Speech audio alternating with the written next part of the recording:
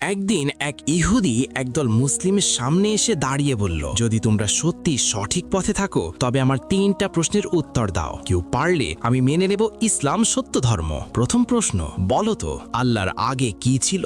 সবাই চুপ, কেউ উত্তর দিতে পারল না। তখন ভিড় থেকে একটি ছোট শিশু বেরিয়ে এসে বলল, আমি উত্তর দেব। শিশুটিকে দেখে ইহুদি হেসে বলল, ঠিক আছে বলো।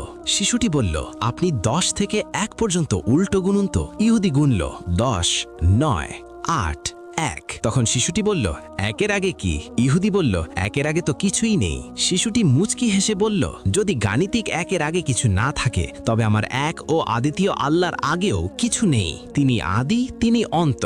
ইহুদির দ্বিতীয় প্রশ্ন, আল্লাহ এখন কোন দিকে তাকিয়ে আছেন? শিশুটি একটি জ্বলন্ত মোমবাতি নিয়ে এলো এবং জিজ্ঞেস করল, বলুন তো এই আলোটা কোন দিকে তাকিয়ে আছে? ইহুদি বলল, আলো তো সব দিকেই সমানভাবে ছড়ায়। শিশুটি বলল, আল্লাহ তো